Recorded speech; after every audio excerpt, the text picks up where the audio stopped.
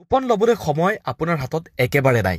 22 ছেপ্টেম্বৰ ওৰাং কালী মন্দিৰ নিৰ্মাণৰ সাহায্যাৰ্থে যি উপহাৰ কুপন খেলৰ আয়োজন কৰা হৈছিল, এই খেলখনৰ ফলাফল ঘোষণা কৰিব গৈ আছে।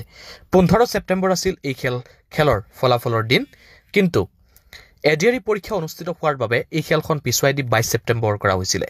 আজি 21 ছেপ্টেম্বৰ, অৰ্থাৎ কাইলৈৰ দিনটোতে এই খেলখনৰ ফলাফল ঘোষণা কৰিব গৈ আছে, য'ত 4খনকৈ আল্ট্ৰাবাছ আছে, মহিন্দ্ৰা স্কৰপিঅ আছে, বলেৰো মহিন্দ্ৰা থাৰ আছে, কেইবাখনো বিলাসী বাহন, দুচকীয়া বাহন, ট্ৰেক্টৰৰ পৰা আৰম্ভ কৰি সকলোবোৰ পুৰস্কাৰী এই খেলখনে ৰাখিছে। সৰ্বমুঠ 60টাকৈ পুৰস্কাৰ কুপনৰ ওপৰত আছে, আৰু যদি আপুনি বহি ক্ৰয় কৰে তেন্তে 30টা পুৰস্কাৰৰ যিকোনো এখন পুৰস্কাৰ জিকিব পাৰিব। মাত্ৰ কিছু সময় আছে আপোনাৰ হাতত কুপন ল'বলৈ। পলম নকৰি এটি স্ক্ৰীণত দিয়া নম্বৰত যোগাযোগ কৰক। আৰু এই খেলখন ওৰাং টাউন কালী মন্দিৰ নিৰ্মাণৰ সাহায্যাৰ্থে আয়োজন কৰা হৈছে। খেলৰ স্থান হৈছে ওৰাং লক্ষ্মী মন্দিৰ খেলপথাৰ, ওদালগুৰি জিলাত এই খেলখনৰ আয়োজন কৰা হৈছিল।